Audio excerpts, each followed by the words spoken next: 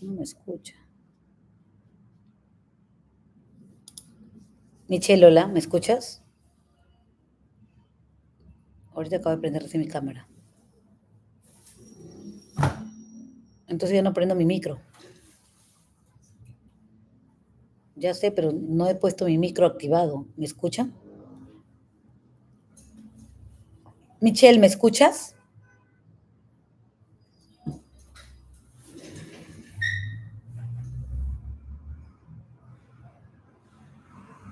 Michelle, hola.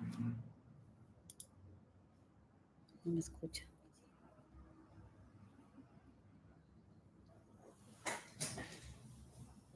Michelle, hola, ¿me escuchas? Michelle, hola, ¿me escuchas? Hola. Ya, ahora sí. No, es que Carlos me tenía. Un favor, a ver, ¿comenzamos?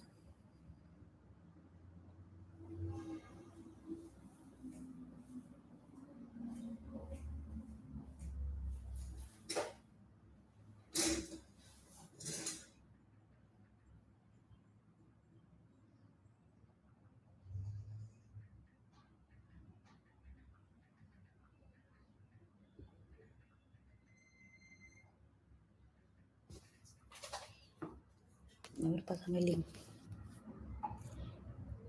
Ya, ¿me puedes pasar el link?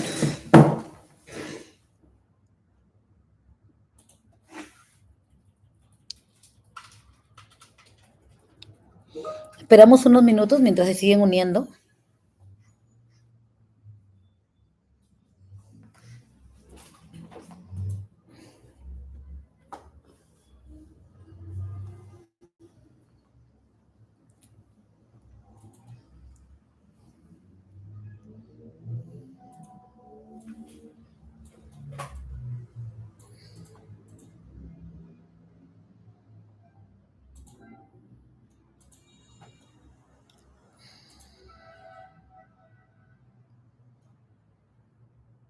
¿Me puedes pasar el link, por favor?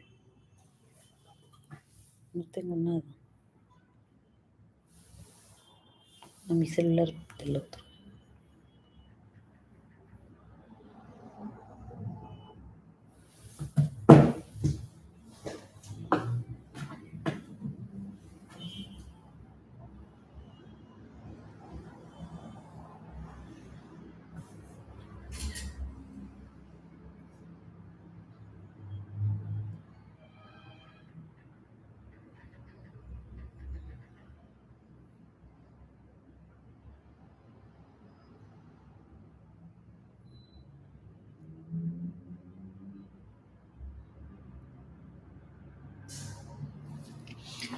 Bien, ¿comenzamos? ¿Te parece, Michelle?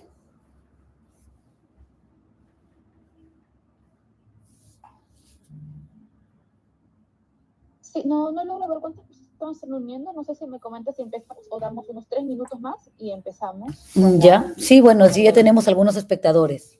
Estamos transmitiendo desde YouTube, así que vamos a hablar sobre estos cambios. Mientras esperamos que se junten, esperamos unos 6 minutos, estaría bien, me parece. Comenzamos 7:10. Perfecto.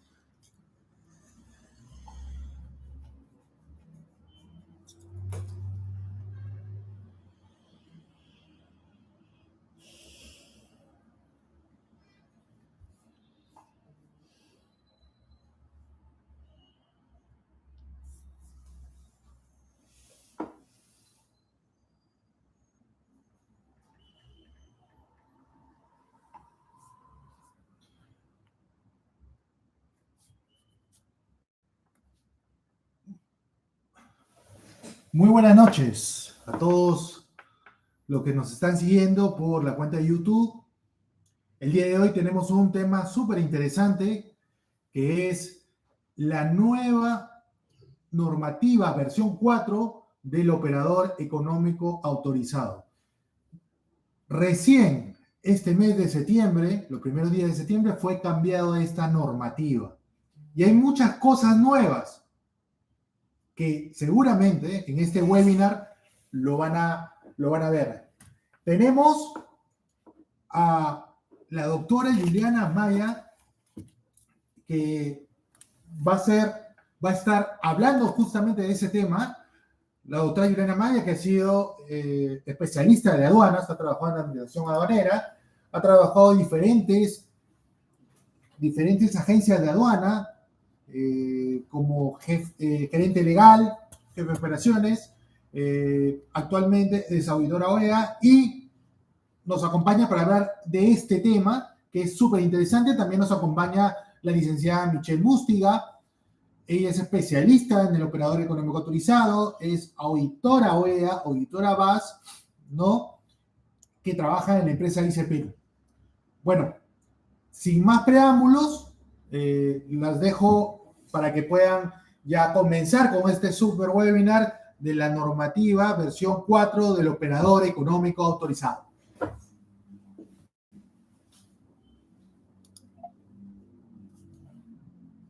Hola Michelle, ¿qué tal? ¿Cómo estás, Juliana? Muy buenas noches. Y a todos los presentes también en el webinar, gracias por acompañarnos. A los que se han podido conectar y a los que tal vez van a poder ver este video en alguna repetición, pues que vamos a dejar esta grabación para que todas las demás personas lo puedan revisar, ¿no? Yo quería comenzar, Juliana, agradeciéndote por tu participación. Dentro de EIC siempre buscamos realizar este tipo de actividades en la cual estemos a la vanguardia promoviendo todo relacionado al operador económico autorizado y ese tema muy importante que es el cambio de normativa de la versión 3 a la versión 4. Sí, quería empezar un poco, Juliana, agradeciendo tu participación y poder también introducirnos un poco en este siguiente webinar que vamos a tener, este siguiente tema que vamos a ver acerca de todos los cambios en la normativa. En tema general, ¿qué te parece? Tus comentarios iniciales. Bueno, sí, Michelle, definitivamente, primero, gracias por la invitación. Yo me siento bastante contenta de poder estar con ustedes participando, viendo este tipo de charlas que considero que son muy enriquecedoras para todos los que formamos parte del mundo de comercio exterior.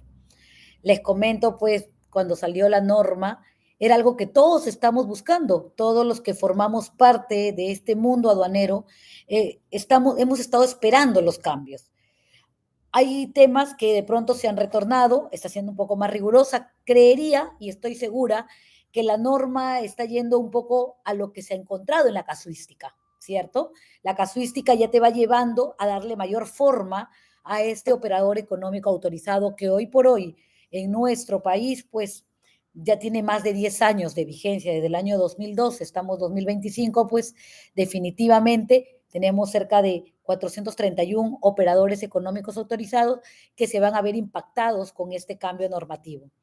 Y dicho de ese modo, pues Michelle, yo te podría dar toda mi perspectiva desde el punto de vista jurídico y qué mejor que tú desde el punto de vista de auditora que constantemente estás con esta casuística, ¿no?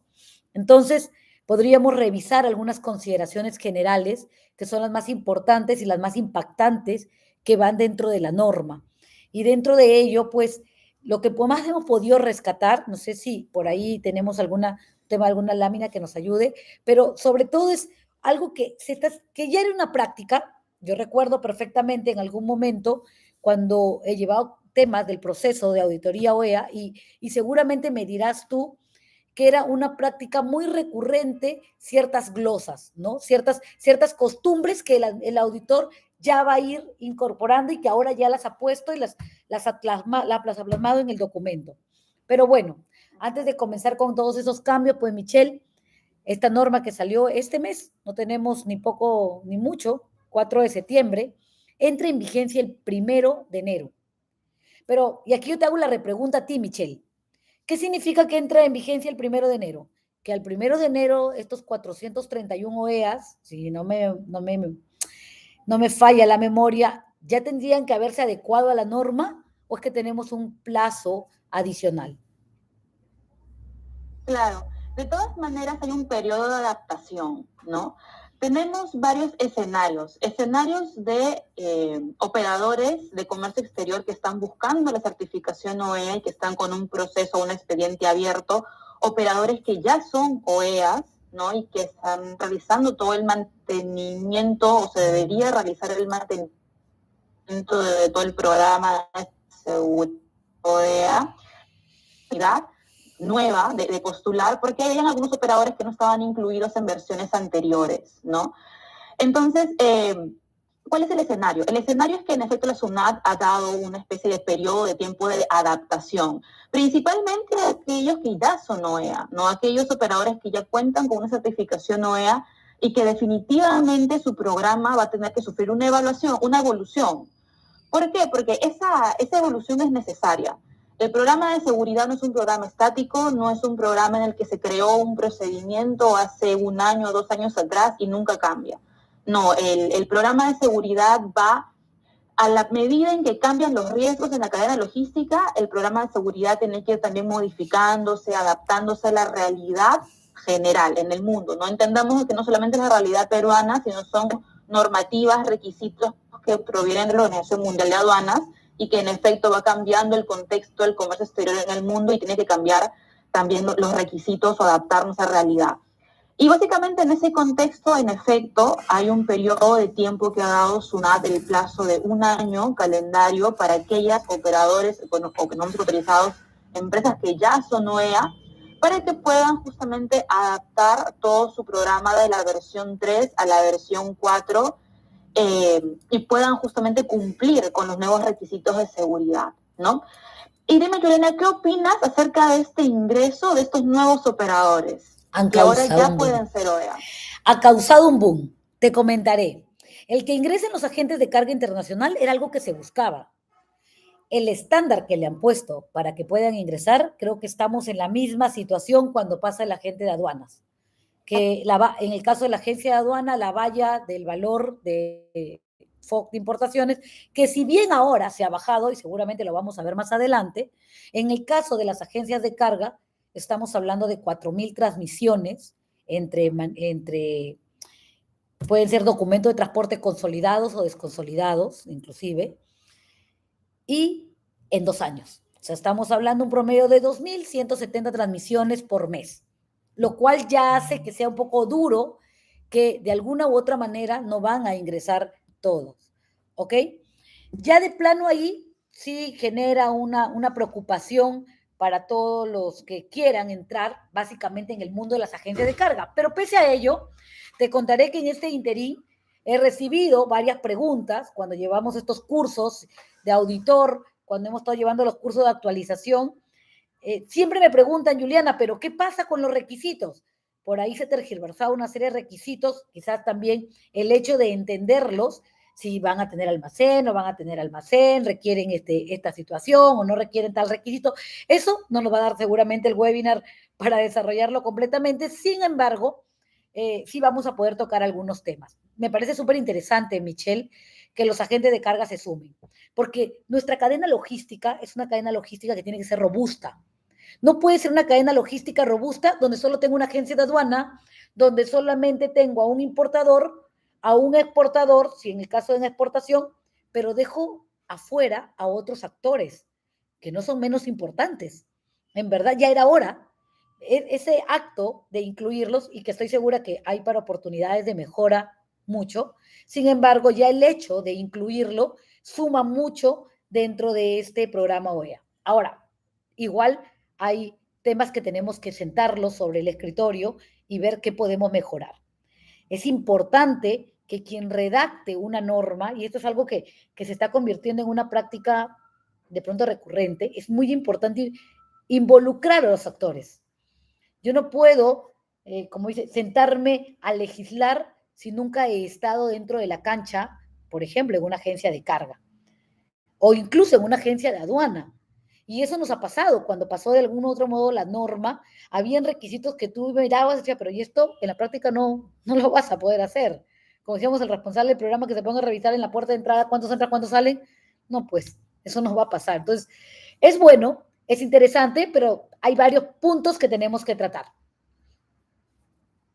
Exacto. ¿Y qué tan importante lo que tú mencionas es que los operadores puedan entender a lo que se refiere el requisito? ¿Qué es lo que en efecto se está buscando con el requisito? Esa traducción de lo que dice la norma que, bueno, entre abogados, como tú entenderás, tal vez para ti es un lenguaje más digerible, pero los que no somos abogados es un poco complicado entender muchas veces lo que se refiere al requisito o lo que me va a pedir el auditor de SUNAT versus la realidad de la empresa, ¿no? Y justamente quiero hacer un punto ahí antes de pasar a la siguiente lámina en el tema de que EIC, ¿no? Como parte del proceso de mejora continua y de brindar soluciones principalmente a nuestros clientes, es que hemos implementado, también hay una plataforma, para todos los interesados, quiero mencionar que hemos implementado una plataforma en la cual tenemos un formulario que nuestros clientes van a poder hacer una evaluación respecto a los requisitos de seguridad traducidos a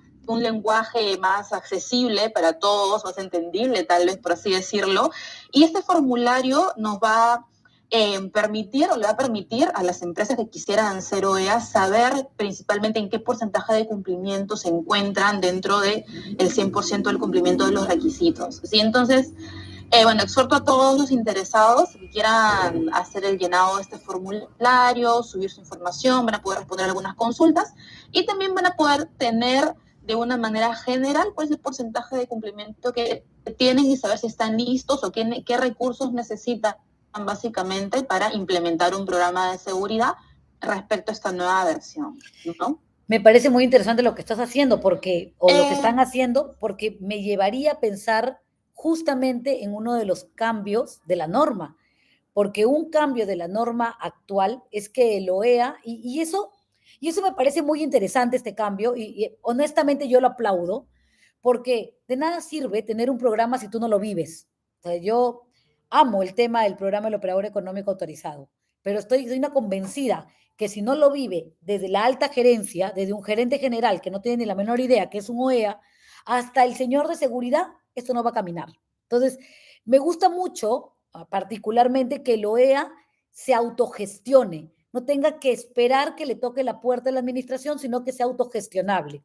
Si lo que me dices tú del tema de autoevaluación, veo que calza mucho con lo del tema de la norma ahora te está pidiendo las autoevaluaciones, y la primera autoevaluación, y que no te la va a requerir aduanas, pero que la debe de tener, sería bueno que en esa autoevaluación pues se levanten todas las incidencias. La primera autoevaluación que dice la norma dentro de este cambio es todos estos requisitos, hacerte una radiografía de cómo estás hasta el 30 de abril de cada año. Eso quiere decir que nuestra primera autoevaluación para estos 431 OEA hasta el momento, no sabemos cómo van a cerrar, definitivamente al 30 de abril tienen que haberla realizado.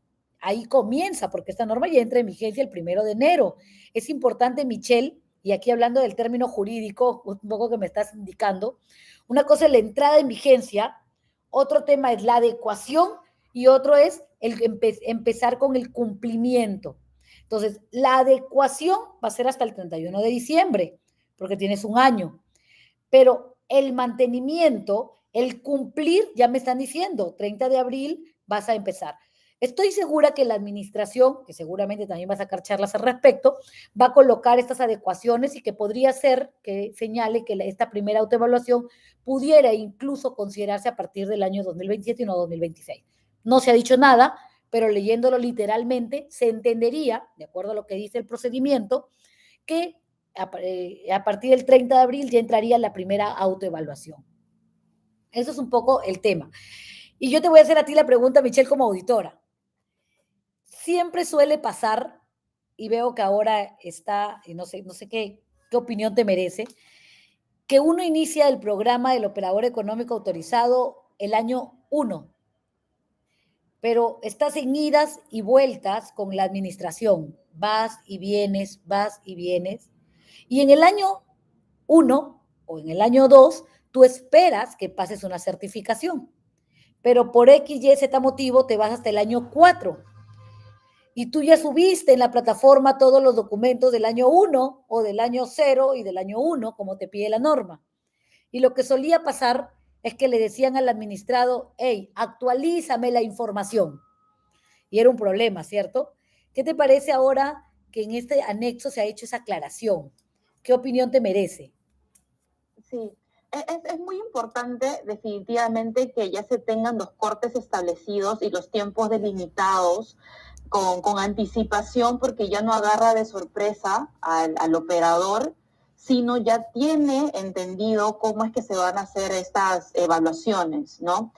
Mucho ha pasado y en la realidad es que el proceso se extiende, ¿no? Se extiende más de lo que quisiera el operador por X motivos, ¿no? Entonces cargué mi información, pero luego el proceso se extiende a 1 año, más de 12 meses, y ahora lo que cargué ya tal vez no está vigente, hablando principalmente de las primeras condiciones, ¿no? Que son los estados financieros, la verificación de todos los sistemas contables, finanzas, legales, etcétera, ¿no?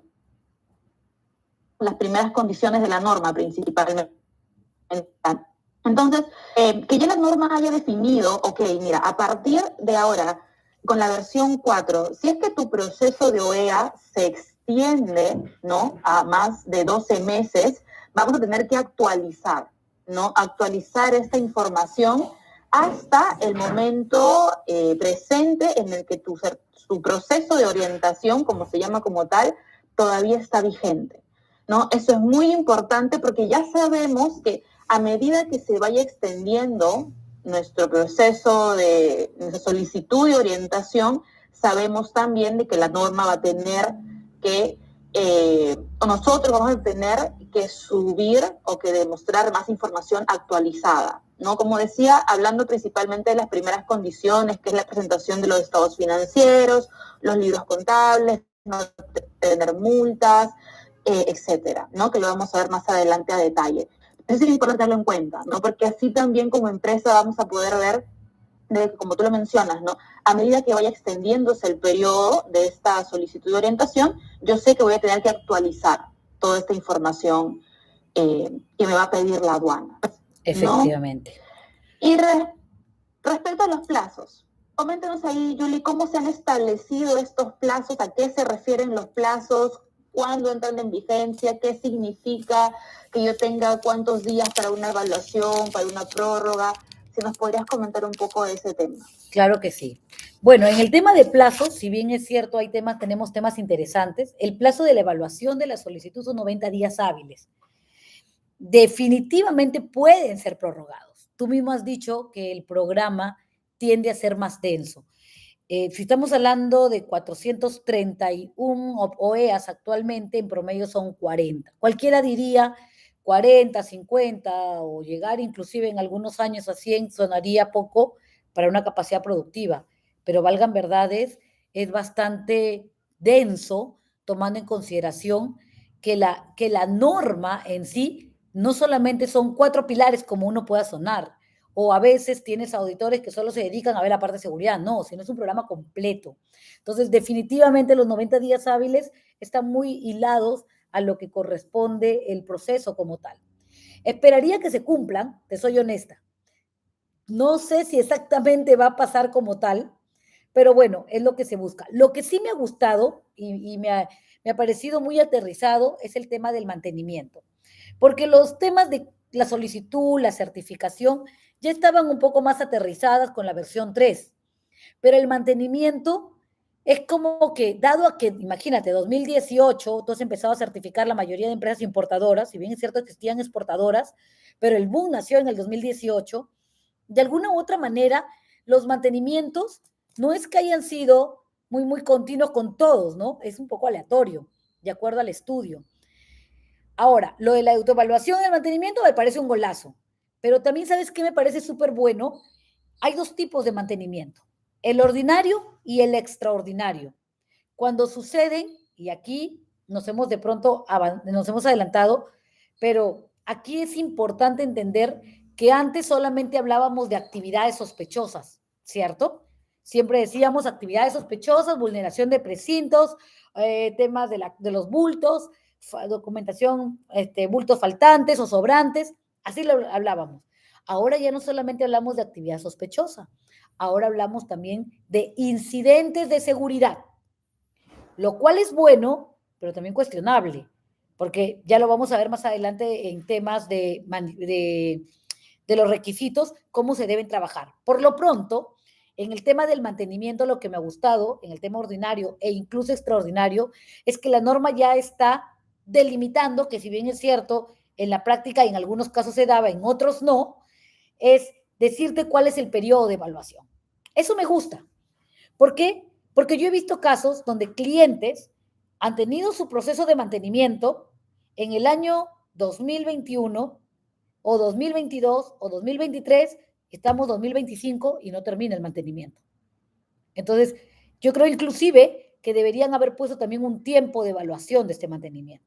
Por lo pronto, el haber delimitado el periodo de evaluación, el haber también colocado y aterrizado el proceso de la información, de cuando yo te requiero información, te pido 10 días o te lo puedo prorrogar 10 días más, eso me parece bueno. El de la observación ya estaba, lo de los 20 días ya existían, que tú tenías 20 días hábiles para levantar observación, pero ya me parece válido lo del requerir información y te doy 10 días hábiles, un poco para ir cerrando ese circuito y ese mantenimiento no se haga infinito. Porque una evaluación de un mantenimiento que se hace infinito por más de un año, ya pues, eso honestamente tenemos una oportunidad de mejora como administración y como administrado. Hay que ver dónde va la falencia, ¿no? No podemos esperar que nos llegue una resolución, inclusive hasta de suspensión o cancelación, cuando he tenido un mantenimiento de un año que hasta yo misma como usuario asumo que todo debe estar ok si esto va pasando y ya no hay más notificaciones. Debería también tener su plazo de evaluación, porque eso también vulnera el tema de seguridad jurídica. Yo no puedo tener un proceso tan abierto. Es algo similar a lo que pasaba con los ajustes de valor. Los ajustes de valor, que es una práctica que pasa en el día a día de comercio exterior, eran infinitos, hasta que le pusieron los 3 meses y prorrogables un año para ciertos casos. Eso ayuda mucho a dar también seguridad y entender cuándo se va a acabar mi historia. Pues como imagínate un juicio que nunca acaba, no puede ser, ¿no? Entonces, por ese lado sí, me parece súper interesante. Finalmente, un punto no menos importante y que he visto es el tema de las fusiones. Yo no sé si tú recuerdas, Michelle, en la versión 2, cuando una empresa se fusionaba, ya sea por decisión, o sea fusión con otra empresa, la empresa A era OEA y la empresa B no era OEA, y se juntaban, lo que sucedía era que tenías que comunicar a la administración. Eso te hablo en la versión 2. Había plazo, no señalaba desde cuándo, pero había ese problema.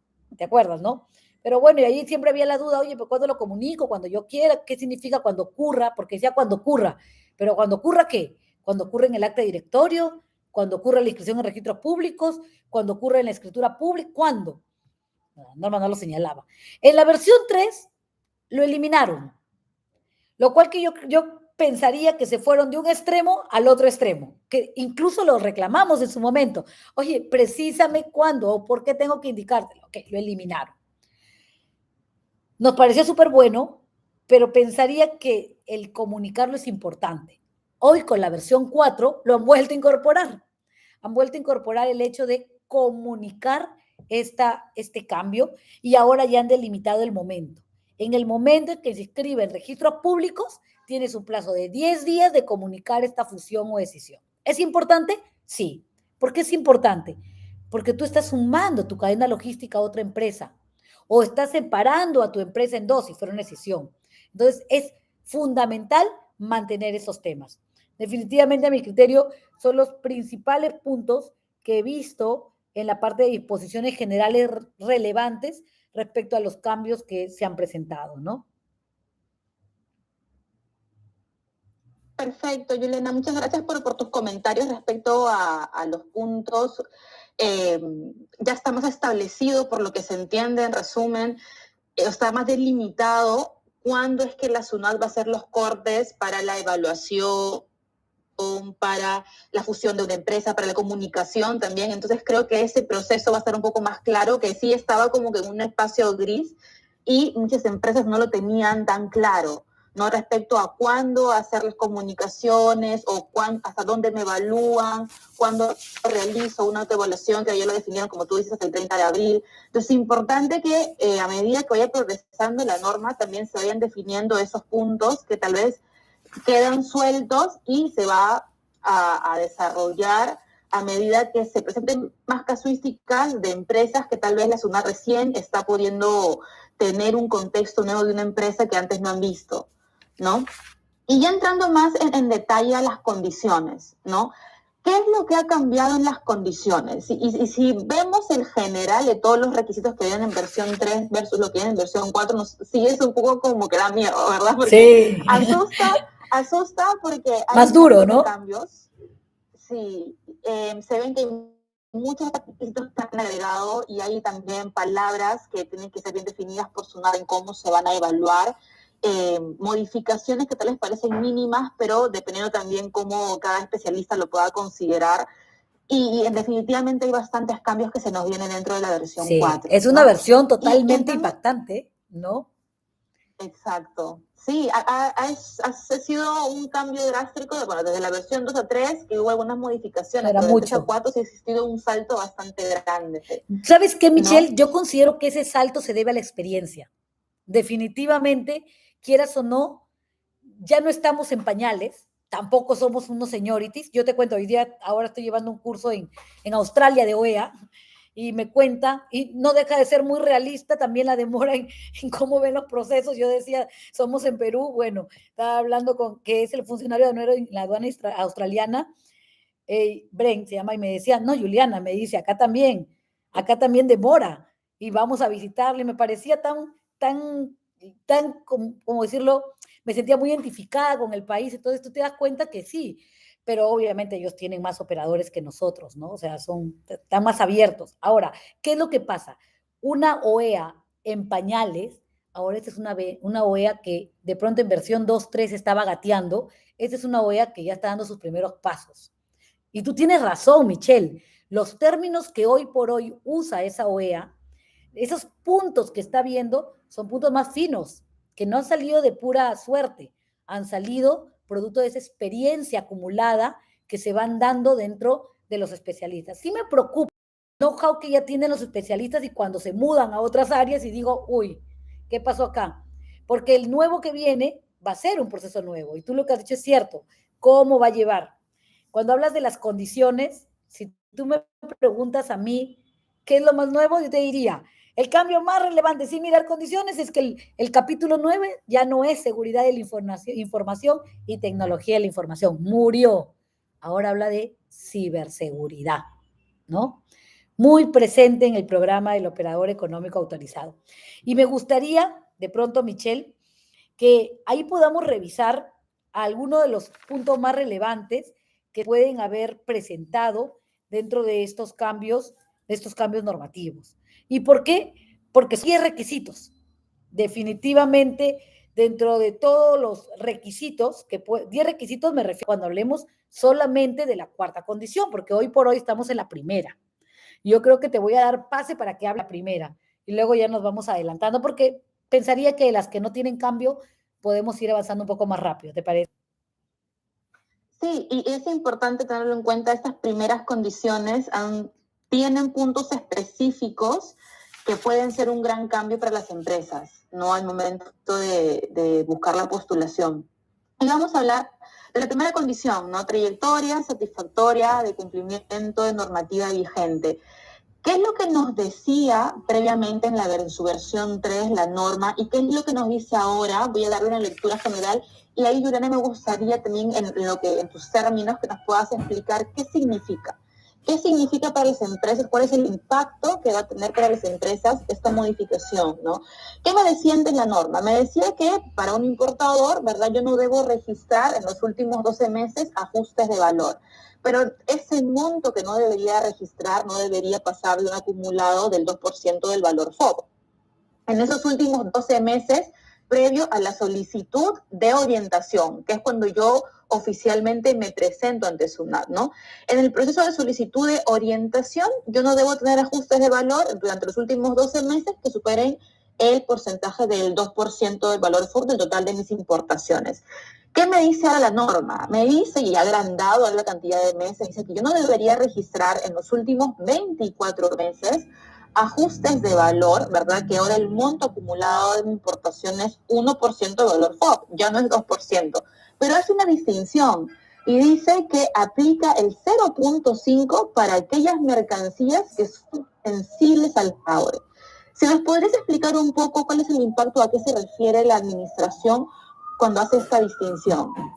Mira, tu pregunta es súper buena. ¿Por qué? Ya quería ver la resolución para decirles con nombre y todo de la resolución, pero bueno, te voy a explicar un poco. La administración aduanera, nosotros, todos los que trabajamos en el mundo aduana, todas las mercancías tienen una clasificación arancelaria.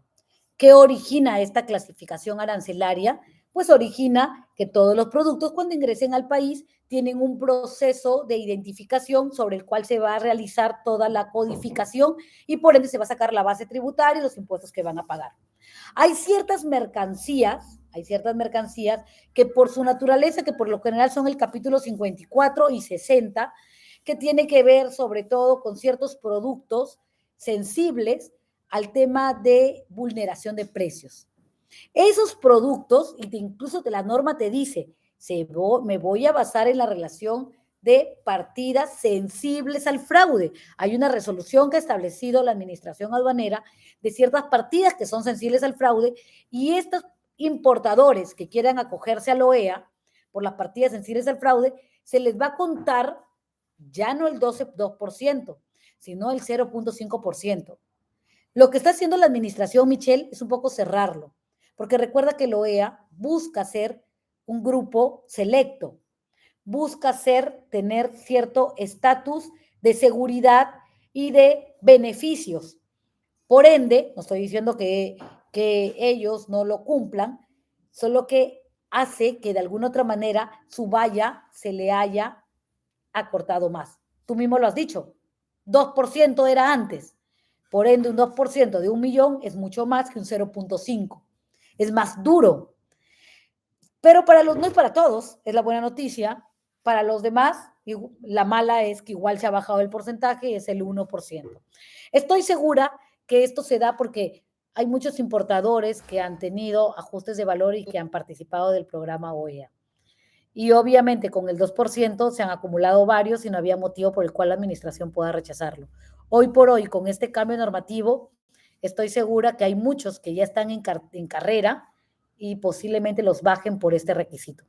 Entonces hay que revisar qué se puede hacer, siempre hay mecanismos para poder revisar, cambiar la cultura de la misma organización, la metodología de precios, la estructura de cómo manejar estas situaciones de ajustes de valor, porque perjudican a la compañía y obviamente va a hacer que se cierre la puerta con la administración aduanera, ¿no?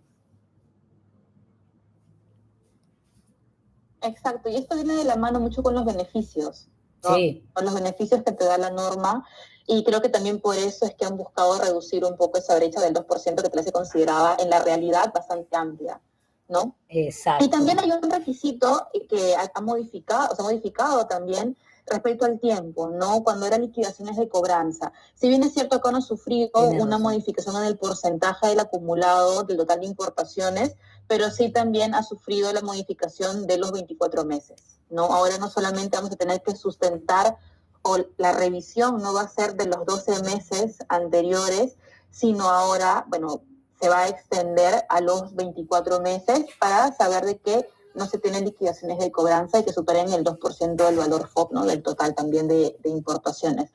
Y muy importante que están de la mano con el anterior requisito, ¿no? Ese periodo de tiempo de los 12 meses extendido a los 24 meses, pero que en la realidad también disminuye un poco la realidad de las empresas que tal vez van a poder certificar en un futuro muy, muy próximo, ¿no? Tienes razón, Michelle. Lo que estamos haciendo acá es que las empresas con ajuste de valor se van a ver un poco más afectadas con este requisito. Definitivamente es el importante. La segunda condición no tuvo modificaciones, ¿cierto? Entonces, ahí no hay mayor información que tengamos que revisar, pero sí la tercera. Y en la tercera es donde se vienen los cambios para los nuevos operadores. Todos están atentos, qué se nos viene, qué es lo que tenemos. Pero coméntame, Michelle, te doy el pase. Perfecto. Vamos a entrar a la tercera condición. Como tú lo mencionas, la segunda la vamos a pasar porque no ha sufrido modificación.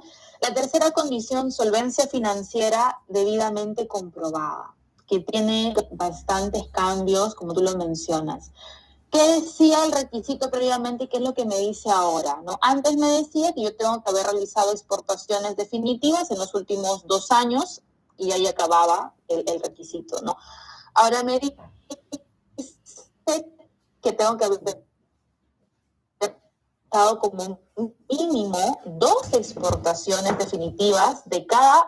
me dejo entender ahí, y no sé si la norma también se deja entender para poder un poco explicar este término a qué se refiere la norma cuando habla justamente de estas 2 exportaciones en los últimos 2 años, ¿no? Era un poco general, vaga tal vez la norma anteriormente cuando decía haber realizado exportaciones. No indicaba la cantidad, no establecía un monto, solamente decía haber realizado exportaciones en los últimos 2 años, y ahora sí define un poco más, ¿no?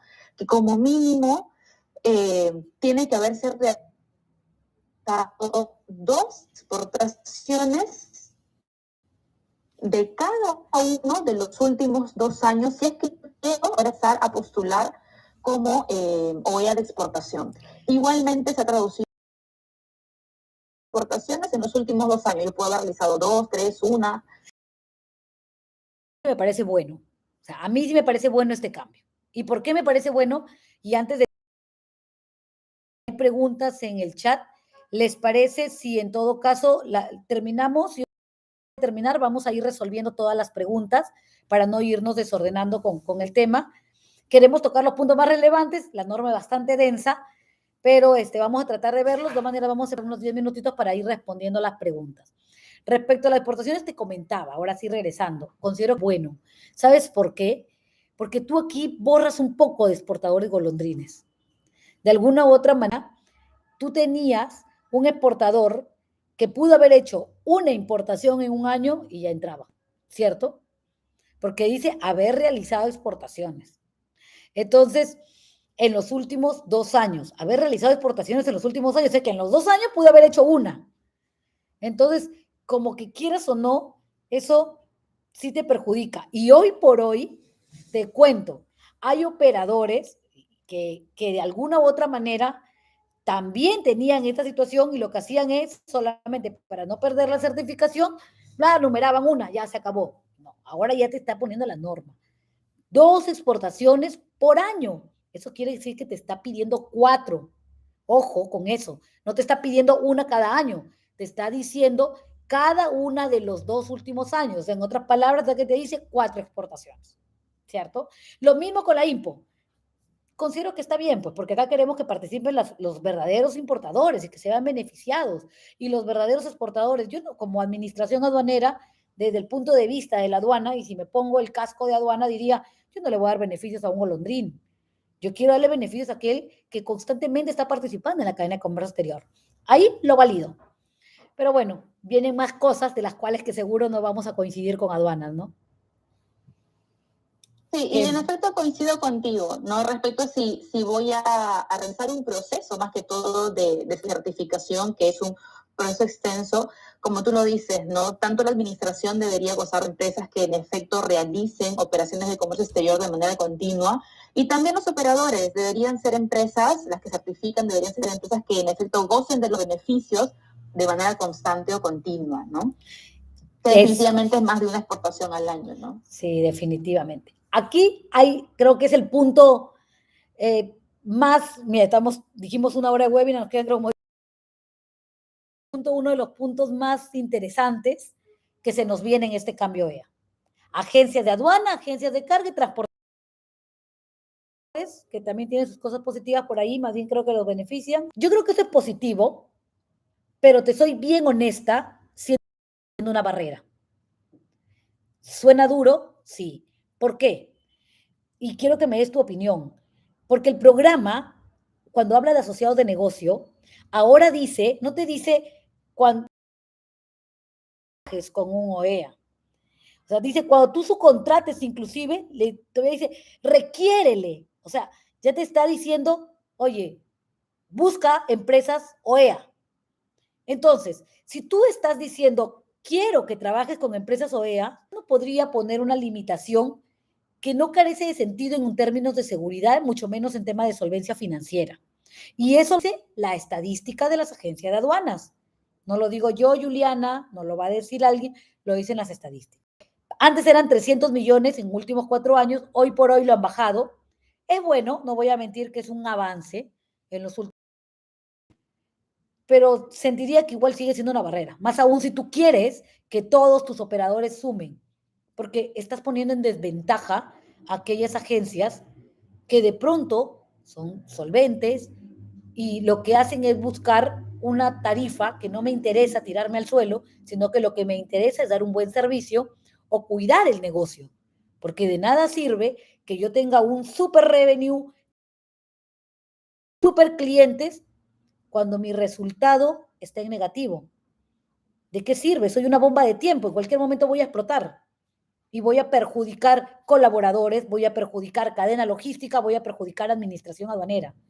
Yo pensaría que inclusive por ahí no debería ir, por ahí no debería ir el tema. Sin embargo, lo comprendo, lo entiendo, de pronto hasta podría entender por el lado de solvencia financiera, no sé, estado financiero, el resultado, pero no por la cantidad, porque hoy por hoy ya no todas las agencias de aduanas,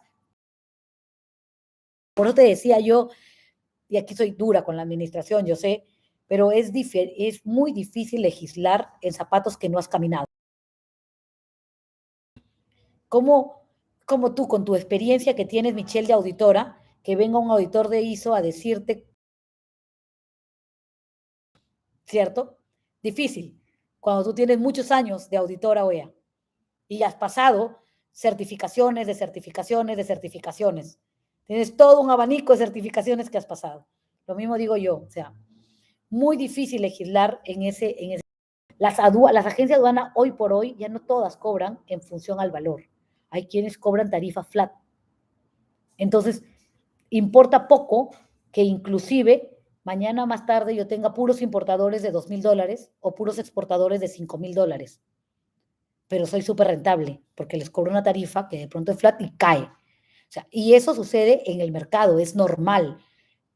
La mayoría de agencias aduaneras de exportación lo hacen en variable, lo hacen en comisión fija. Las agencias de importación pasa lo mismo con actores, con algunos sectores de importación. Entonces, ese requisito como tal está bien, es un progreso.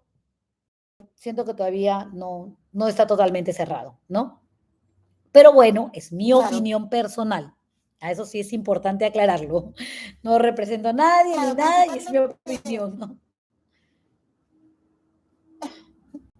Principalmente hablando porque también siempre se busca y siempre se ha exhortado, no solamente en la versión 4 ahora, sino desde todas las versiones, de que los OEA se relacionen entre sí. ¿No? Si tú eres OEA, busques relacionarte, o que tu asociado de negocio también sea OEA.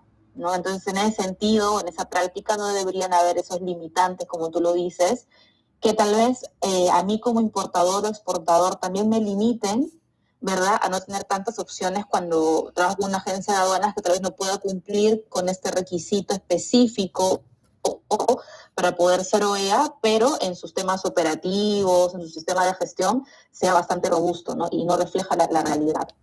Entonces, sí, importante lo que mencionas. Coméntanos respecto a las agencias de carga y transportistas aéreos. Perfecto. Entonces, bueno, eso es con respecto a agencias de aduanas, con agencias de carga.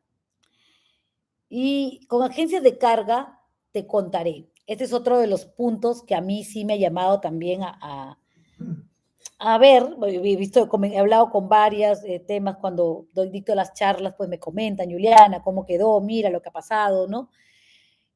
Dice haber transmitido más de 4,000 documentos de transporte consolidados, desconsolidados en los últimos 2 años. Y no incluye los anulados, obviamente, ¿no? Esto sí es importante. Ya en el camino se va a ver cuántos van a ir sumando, pero del estudio pequeño que se ha realizado, he visto que no son muchas las que van a participar. Tipo, estamos en un escenario similar a la agencia de aduana hace unos años atrás, cuando pusieron el requisito, y ya de sí, me acuerdo que en las agencias de aduana en esa época pusieron no haber tenido suspensión, y era un requisito que nadie entraba, o sea, todos habían tenido en esa época un día eso porque era diferente, no es como ahora. Entonces nadie podía entrar, luego quitaron el requisito, cambió y todo, y bueno, ya, la situación mejoró. Pero hoy por hoy las agencias de carga les están pidiendo para poder participar haber transmitido más de 4.000 documentos de transporte consolidados, desconsolidados en los últimos 2 años. En términos de promedio, estamos hablando 2.000 por año, estamos hablando en un promedio de 170 por mes. Es una agencia de aduana definitivamente, una agencia de carga, perdón, definitivamente no pequeña. Tendríamos que estar hablando de una agencia mediana hacia arriba. Y sus requisitos, los requisitos que ellos van teniendo, definitivamente ya va a ir aplicando, ya va a ir viendo que tiene ciertas aristas. ¿Sabes qué me preocupa, Michelle? Que cuando han redactado la norma en agencias de carga, lo han hilado tanto al transportista local que de pronto se han olvidado un poco. Y yo sé que a la hora de la hora en la práctica, tú sabes que hay requisitos que no aplican y tú lo dejas claro al evaluador y le muestras cómo es tu matriz y cómo es tu proceso y queda claro. Pero a mí sí me hubiera gustado, porque hoy por hoy tengo muchas agencias de carga que generan esas dudas. O sea, al momento de cuando estoy dando la charla, me dice, la duda es, mira todos los requisitos que me han puesto, que tengo que tener un almacén, que tengo que llevar a tal, que tengo que controlar al transportista, pues no voy a participar así nunca. Claro, está, porque para ellos es nuevo. Sabemos que la norma dice que si tú, sí dice en una parte de los procedimientos que tú haces todo un flujograma, pero hubiera sido más bonito, la agencia de carga no está, ojo, presenten todo y te la cadena. Podría ser menos FCA, de pronto en un término de DDP podría ser, pero un FCA, pues a mí el cliente, mi cliente, podría decirlo de alguna manera, me entrega la carga en mi depósito o en el depósito asignado, pero yo no supe nada del traslado para acá, ¿no? Obviamente tengo que hacer todo lo que el OEA como asociado de negocio el exportador. Pero entonces ahí sentiría que hay puntos por afinar.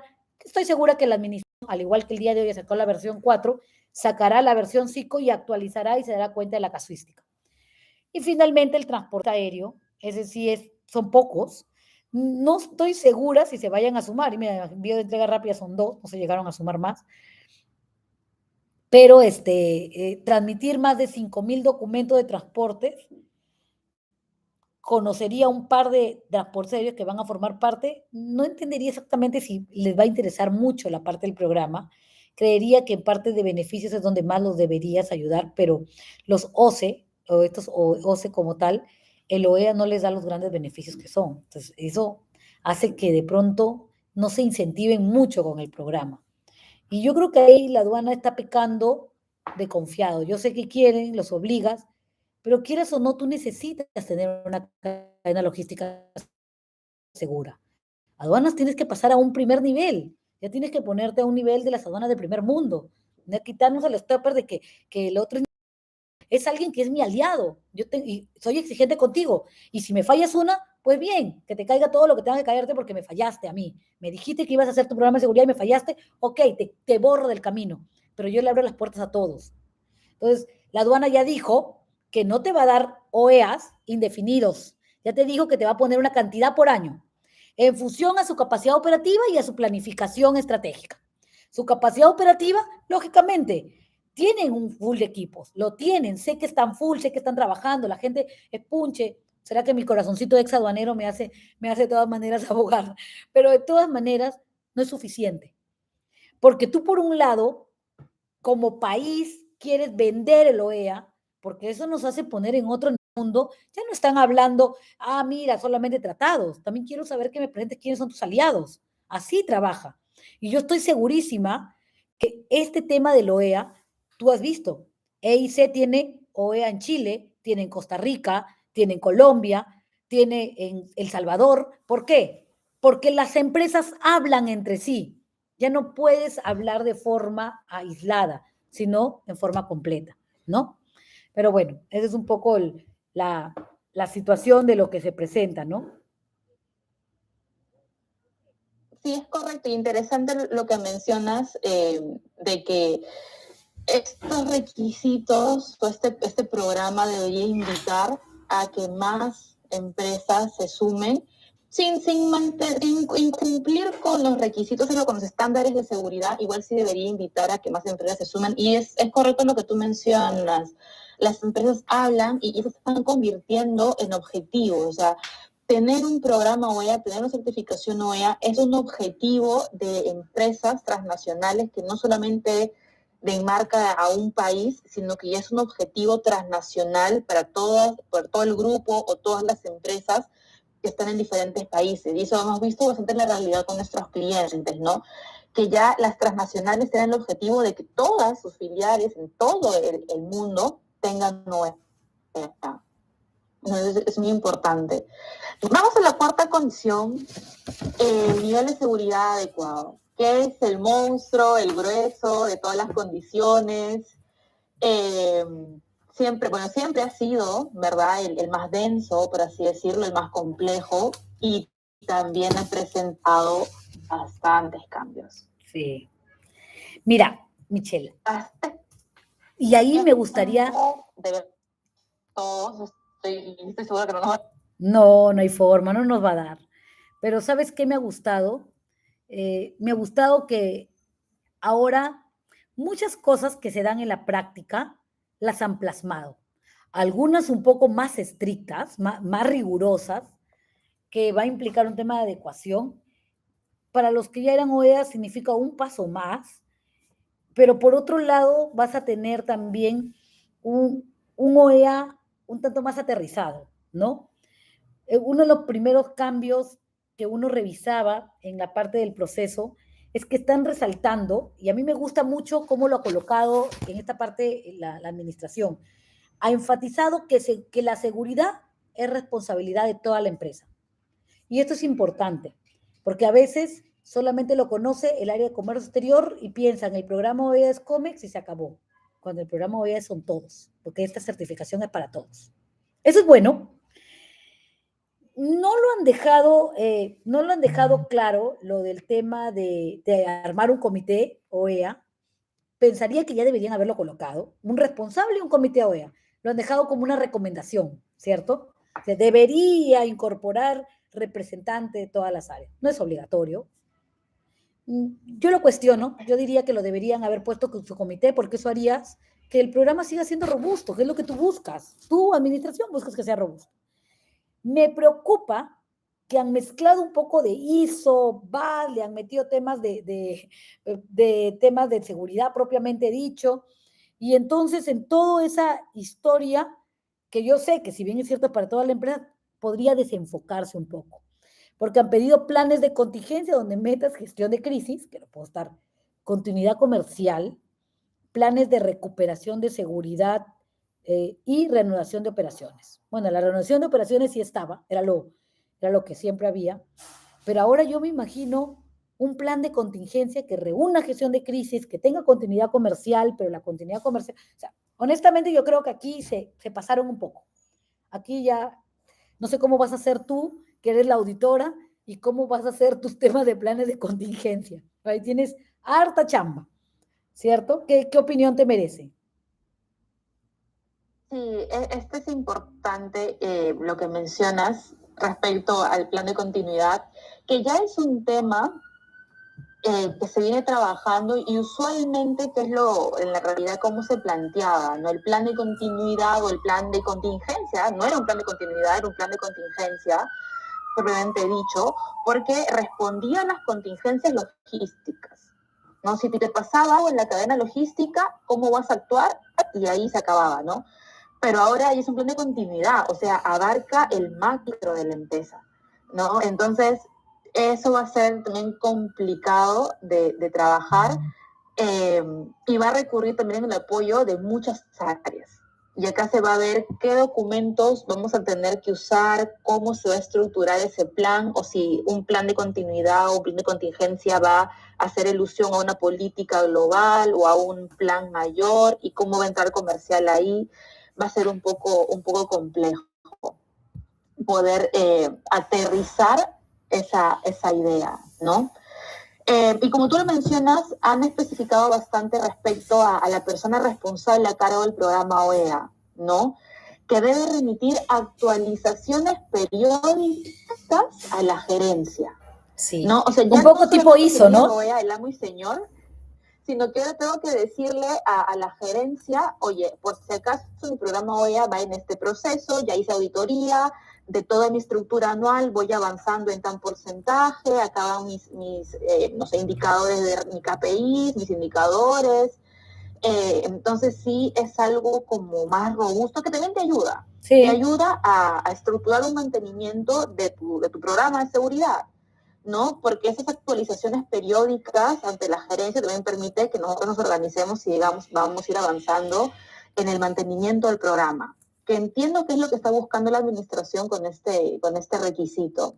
¿Y te has dado ¿no? cuenta que te ha pedido una declaración de apoyo firmada por un alto representante, en este caso por el gerente? Ya te lo pedían, ¿no? O estoy equivocada, Sí. no sé, en tus temas ya te pedían esa declaración, Sí, ¿cierto? de manera indirecta nos solicitaban o hemos tenido casos que nos han solicitado el gerente general, algún representante, alguno de alta gerencia tiene que aprobar o tiene que estar involucrado. Porque de una manera u otra se busca que camine el programa. ¿Qué te pedían que estuviera aprobado? Ese apoyo o esa presión. ¿Qué te pedían? Un alza de conformación del comité OEA esté firmada por el gerente general mira. O por algún representante legal a modo de darle peso a ese acta de conformación de un comité o de un responsable OEA, ¿no? Entonces, eso ya es lo que se venía desarrollando, ¿no? Es esa acta como tal, que antes simplemente era un acta que decía tú, yo y otras personas vamos a estar en un comité o en un grupo OEA, o yo soy el responsable general, le da un poco más de peso frente a todo lo que tiene que implementar el líder, ¿no? Sí, eso es bueno. Bueno, yo creo que pasamos al siguiente capítulo. Bueno, vamos a hablar lo más relevante. Sí, porque si no el tiempo, nos vamos a tomar 5 horas. Vamos al punto 2, si te parece. Sí, me gusta. Vamos a dentro de cada requisito y entiendo que ya más adelante, al terminar, vamos a hablar acerca de algunos cursos que tenemos, algunos eventos que se vienen, donde vamos a poder profundizar estos temas. Pero hablando del punto 2, seguridad asociada de negocio. ¿Sabes qué me gusta? Del punto 2, Michelle, lo que, bueno, no me gusta en realidad, me preocupa, creo que he utilizado mal el término, me preocupa mucho porque las empresas, cuando, o sea, este punto me preocupa mucho, ¿para qué empresas? Para las transnacionales. Ahí es donde me preocupa enormemente. Para las empresas locales no me genera mucho ruido porque estoy segura que lo van a poder implementar. Para las empresas transnacionales, en la experiencia que tengo de algún momento haber realizado toda la parte del proceso de auditoría, me quedé pensando, oye, ¿esto cómo les va a hacer sentido? Primero, decía, porque las empresas transnacionales, por lo general, cuando incorporan a alguien a su compañía, algún proveedor a su compañía, sí lo verifican en las listas de verificación de la SBS y de todo lo demás. Pero a veces no lo hacen acá, lo hacen en otro país. O a veces lo hace otra área, el área de compliance, que está lejos del área comercial. Entonces, el área de compliance vas a llegar a saber que de pronto tiene que encuentre una empresa que está dentro de la SBS. Hoy por hoy, si tú encuentras que una empresa Aerocontinente está vinculada con el tema de drogas, se acabó, así es la historia, ¿cierto? Pero ¿qué dice ahora? Ahora dice que si tú lo encuentras en la lista, tienes que informar a la autoridad competente dentro de las 24 horas detectadas. 24 horas. O sea, honestamente, para mí, esto es como las 8 horas que creo que pocos o nadie lo habrán cumplido, que ya lo eliminaron, pero 24 horas. Significa que vas a involucrar logística. Va a ser complicado. ¿Y cómo se va a realizar esa comunicación?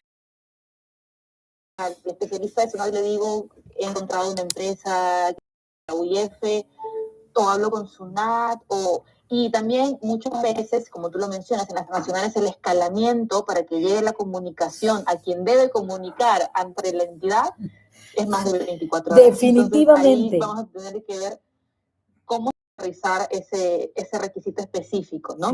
Sí, la verdad que ahí El punto 3, ¿te parece rápidamente? Sí, claro que sí, claro que Seguridad sí. física en las instalaciones, un punto extenso, tiene más de 15 requisitos, vamos a ver todos definitivamente, pero vamos a hablar acerca de algunos puntos específicos, ¿no? ¿Qué es lo más relevante? Especificaba el número, era consideración de cada operador, cuánto el requisito, el número mínimo de puertos portones necesarios, no se tenía establecido. Ahora me dice como que sea muy portones, te hagas 2, 3, 5, 20, por donde ingresan y salen las personas, vehículos, deben ser monitoreados y contar con seguridad. O sea, ahora todas las puertas o portones deben contar con seguridad propia de acuerdo a su operatividad, ¿no? Y me dice también que las cámaras, muchos requisitos específicos respecto a la cámara de seguridad, no deben grabar las 24 horas del día, los 7 días de la semana, pero deben tener funciones específicas de que dé una alarma, una notificación cuando hay algún tipo de falla en la grabación o en la operación. Además, debe haber también una persona designada a realizar revisiones periódicas y aleatorias de las imágenes. Y esto ya te lo pedí. Y las revisiones aleatorias, ¿no? Yo asumo, porque ellos, esto ya te lo venían pidiendo, yo asumo que esas revisiones van a tener que quedar evidenciadas, porque si no, ¿cómo demuestro que es aleatorio? Y otra parte que había en el requisito 4.3.5 de seguridad física, decía, debe tener cerco eléctrico en las áreas de almacenaje, cerco perimétrico, perdón, en las áreas de almacenaje. No sé si recuerdas. Y yo recuerdo mucho que había un problema con las exportadoras de Trujillo, básicamente. Me acuerdo perfectamente, porque en Trujillo los campos, bueno, no solo Trujillo, yo asumo también otras, pero como tuvimos la experiencia de Trujillo en algún momento, todos los campos de exportación es como que, no es que tiene cerco de cemento, ¿no? Imagínate cuántas hectáreas tendrías que cercar. Entonces ahora he visto que lo han cambiado. Y esto iba también con algunas pesqueras que existen, que tenían el mismo problema, ¿recuerdas? Que decían, oye, pero ¿cómo cierro todo este problema? Ahora ya le cambiaron cerco perimétrico por barreras físicas o elementos de disuasión. Está bien, es algo bueno. Y aquí es importante entender que cuando la norma, sobre todo los agentes de carga que están entrando, cuando la norma señala que el requisito les aplica, no significa que lo tienen que tener.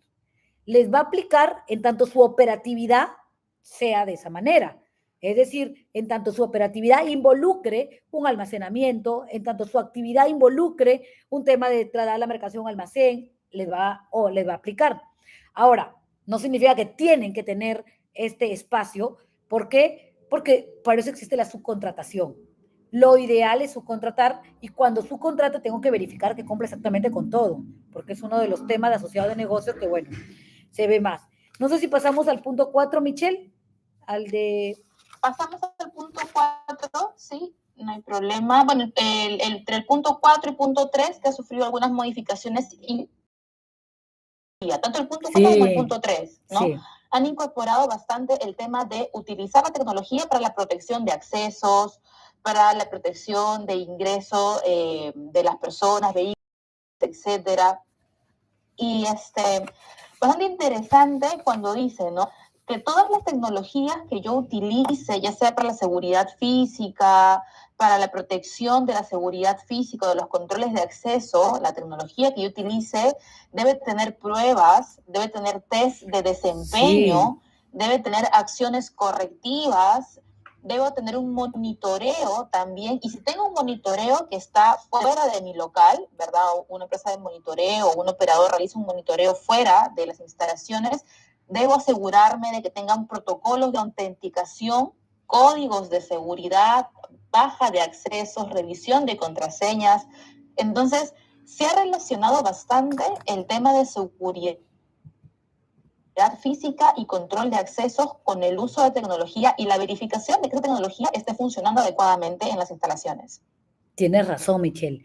Inclusive, en ese requisito dice que estos sistemas deben contar con una fuente alterna para el caso de pérdida inesperada de energía. Habla de los UPS.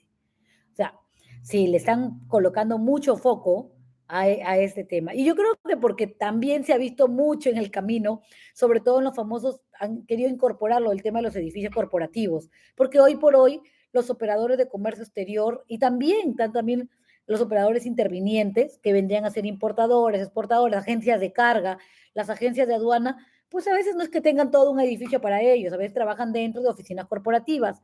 Entonces, ya saben que todos estos tienen estos elementos por temas de seguridad que hay que implementarlos, ¿no? Creo que el 4 está muy similar, de pronto nos vamos al 5 para ir acabando. Sí, podemos ver el 5, 6, 7 en conjunto, ¿te parece? Sí. Porque es el proceso todo de trazabilidad de la cadena logística según los procesos, ¿no?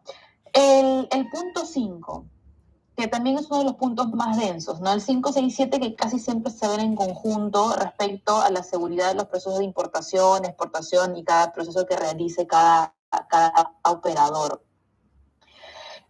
Hablábamos de un mapa de procesos, ¿verdad? Que exigía una caracterización. Sí. Ahora te exige que describa un flujo que debe Te ha quitado la reflejar caracterización. el flujo del traslado de la mercancía, ¿no? Debe incorporar un análisis de riesgo, ¿verdad? Entonces, te piden que ya este mapa de procesos no sea simplemente una imagen en la que tú señales mi entrada, mi salida, mi proceso de soporte, tu tema de... Sí, es más. Y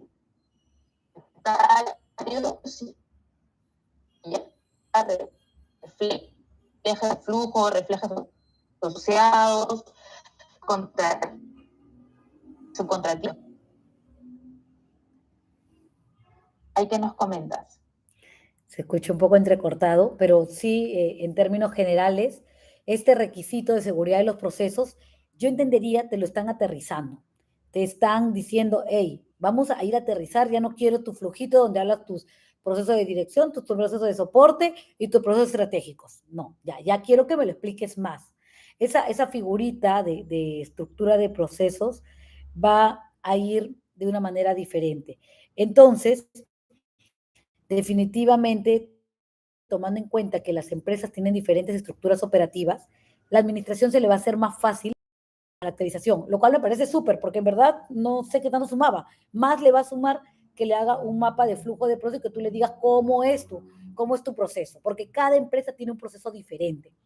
Luego, otro tema interesante era que, ¿te acuerdas que en el requisito 6 hablaba del tema de como vulneración de precintos y en el requisito 5 te hablaba de faltantes y sobrantes, justo en la lámina que estabas colocando. Sin embargo, veo que en este requisito ahora lo juntaron. Dicen vulneración de precintos, actividades faltantes o sobrantes. Lo que sí digo, y bueno, digo yo, ahora ya no solamente te habla de actividad sospechosa, también te habla de incidente de seguridad, y también te habla la norma, un poco estoy hablando en términos generales de todo lo que te habla el 5, el 6, pues son bastantes temas, te habla mucho que inclusive los incidentes de seguridad o esas actividades no solo son acá en el país, sino global, y que tienes que notificarla. Me preocupa mucho cómo lo va a manejar y cómo se puede realizar, ¿no? Porque imagínate que tú tengas que tener, significa comunicación, no, ya no solo aquí, sino hasta cuando llega, que ya de por sí se entendía, pero que te cuenten si hubo algún incidente de seguridad. ¿Qué pasa si no te contaron? ¿Qué pasa si no te enteraste? ¿Qué pasa si tu padre nunca te dijo que pasó por un control y que le inmovilizaron y que le pasó? O sea, me refiero por la exportación, de pronto, incluso más que la importación. Este es un tema interesante, ¿no? Y a eso se ha sumado también el proceso de inspección, ¿no? Existía ya un proceso de inspección en la que tú revisabas la unidad, hacías un acta tal vez, dejabas tu evidencia de la inspección de la unidad y se acababa con eso, ¿no? Ahora se está pidiendo que haya un supervisor, de que se haya realizado este proceso de inspección de unidad y que ese supervisor a su vez va a realizar inspecciones aleatorias. Entonces ya están agregando una actividad adicional. No solamente falta o basta con que tengas tu unidad y tu inspección, sino que a su vez el supervisor tiene que aleatoriamente seleccionar algunos ingresos de las unidades para poder también inspeccionarlas y dejar evidencia de esa inspección aleatoria que ha realizado, incluyendo también auditorías al inventario de los precintos para que concilien los precintos, el inventario que se tiene de los precintos, ¿no? Entonces, ya hay más temas de auditorías periódicas, inspecciones inopinadas, inspecciones aleatorias que antes no se tenían consideradas, ¿no? Y me preocupa, Michelle, porque eso, si bien es cierto, puede ser bueno, pero también puede ser desalentador. Porque honestamente, hoy por hoy, las empresas están buscando optimizar lo máximo posible y automatizarlo. Si tú me pides más temas, lo que va a pasar es que puedan generarse más recursos. Y eso sí me preocupa, ¿no? Me preocupa, pero bueno. Y pasamos al punto 8.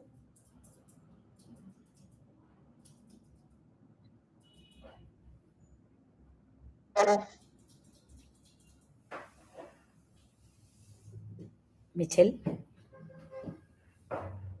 No te escucho. A ver. Creo que vamos a tener una segunda parte. Sí, ahora sí. ¿Sí? Sí. Ay. A ver, denme un minuto. Sí, yo creería, no sé qué te parece, se nos va el tiempo, pero creo que el punto 8, el punto 9 y el punto 10 son puntos que nosotros no han tenido una variación tremenda, van a ser motivo seguramente de otra charla, pero sí me gustaría, antes de que acabe este webinar, que hablemos respecto a las preguntas que han hecho algunos dentro de este webinar, ¿no? De este preámbulo a lo que son los cambios normativos. Y una pregunta, te cuento, que comentan es, considerando que cada empresa tiene diferentes estructuras operativas, ¿qué flexibilidades o adaptaciones prevé la nueva normativa para distintos tamaños de empresa, pymes versus grandes empresas? Mira, para quien ha realizado la pregunta, ya de acuerdo al Acuerdo de Facilitación de Comercio Exterior, ya existe una voluntad de querer que las empresas pequeñas participen. Hoy por hoy, la norma que tenemos en nuestro país, más allá de lo que señala el acuerdo, esta resolución que ya entra en vigencia el 1 de enero del 2026, no discrimina, ojo, no discrimina entre una empresa grande, una pequeña y una mediana. No, no lo hace. En la experiencia, y aquí yo creo que te preguntaría a ti, Michelle, en tu experiencia, ¿es factible que una empresa pyme pueda calzar con cumplir estos requisitos a comparación con una empresa de gran envergadura, una empresa de gran tamaño? Claro, ahí básicamente lo que se busca es alinear los requisitos que presenta la norma versus la realidad de la empresa. Definitivamente hay un gasto, hay un desembolso, no le diría gasto, le diría inversión. Hay una inversión, un desembolso de dinero para implementar mucho de tecnología, cámaras de seguridad que algunas empresas no tienen, implementar procesos, de todas maneras involucra un tiempo y una inversión. De que se puede hacer, se puede hacer. De que las empresas que tengan operaciones, ya dijimos, más de 2 en los últimos 2 años, si cumplen con ese requisito, los requisitos de las primeras condiciones, yo creo que la cuarta condición, que es todo lo referente al sistema de gestión, sí se puede encontrar un punto medio entre la realidad de la empresa versus lo que te pide el requisito, sin dejar de cumplir, ¿no? O sea, en efecto cumpliendo con todo lo que te pide la norma, pero sí en efecto involucra también mayor creatividad por parte de la empresa, por parte de nosotros que somos los que asesoramos a las empresas para poder cumplir con los requisitos, pero siempre el reto está ahí y se busca lograr el objetivo, ¿no? Que es la certificación de todas maneras. Y no hemos tenido un caso en el que sea grande, pequeña, mediana, en el que no se haya podido. Es que tú eres una capa, pues, eso pasa. Entonces, no, sí, definitivamente, seguramente ha sido bastante retador, pues tienes mucha experiencia en el tema del OEA y me da gusto ciertamente lo que mencionas. Qué bueno, sí, efectivamente, ¿no? O sea, la norma no discrimina. Yo te puedo decir desde el punto de vista jurídico y me gusta escuchar que me dices que en tanto se cumplan, sobre todo la primera, la segunda y la tercera, que son temas, no te piden montos, sino te piden temas básicamente de cumplimiento tributario y financiero, que la condición 4, la más densa, la puedas mejorar. Me da bastante gusto y que hayas tenido esas experiencias positivas, porque eso es alentador. Yo siempre digo, ¿cómo es posible? Mira, el acuerdo dice esto, pero claro, siempre digo, en la cancha se ven los jugadores. Qué bueno, eso me da gusto. Te comento la segunda pregunta. Dice, ¿cómo será el periodo de transición? ¿Cuánto tiempo tendrán las empresas certificadas bajo la versión anterior para ajustarse a los nuevos requisitos? ¿Y qué apoyo brindará SUNAT? Capacitación, guías, auditorías, pilotos. Bueno, yo creo que lo hemos mencionado al inicio. Efectivamente, es un año de adecuación y la SUNAT muy pronto, estoy segura que no debe pasar de este mes o máximo el siguiente, va a hacer cursos gratuitos para todos los que son operadores económicos autorizados, porque forma parte inclusive de uno de los beneficios del programa. Ya sé que están preparando y ya han empezado a enviar correos a las empresas OEA para que vayan a adecuarse. No es que va a ser mañana, tenemos o se tiene un año de adecuación, pero bueno, hay más cosas, pienso yo, se nos pasa el minuto, nos quedan 3 minutos, Michelle. Y bueno, hay por mi lado, para mi cierre, antes de pasarte el pase final, por mi lado considero que es una norma muy interesante, mucho más avanzada que la versión 3, también con bastantes cuestionamientos. No nos da tiempo para cuestionar cada uno de los requisitos que sean adecuados al operador al que le exigen. En este momento, el que la tiene un poco más difícil o, por decirlo, más complejo porque tiene que analizarlo, viene a ser el tema de los agentes de carga. Ellos sí de alguna otra por una parte me preocupan, pero tú has dicho algo bien cierto. En tanto cumplan los primeros 3 requisitos, el cuarto es creatividad. Creatividad con el hecho de adecuarse a esto que pidan sin dejar de cumplirlos, ¿no? Gabriela, perdóname, antes que te pase, Gabriela dice que preguntó respecto a la primera condición, ¿es para los nuevos o para todos? Es para todos. Las 4 condiciones, Gaby, es para todos. No se exime nadie. Te agradezco, Michelle, por haberme invitado. Les deseo los mejores éxitos, como siempre. Una super capa con el tema de las auditorías. Y nada, seguramente ya los estaré acompañando como docente en el curso de auditor, que parece que se les viene. Te doy paz.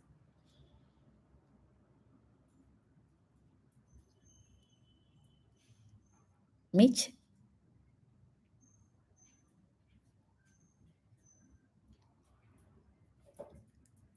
Hola. Parece que se nos fue, pero nada, ahí estaban chicos. Michelle nos comenta que tiene problemas parece con su internet, pero ya saben, en EIC van a, van a ver cursos, seguramente ya les estarán comunicando por interno. Y nada, pues les agradezco mucho por su participación en este webinar. Buenas noches.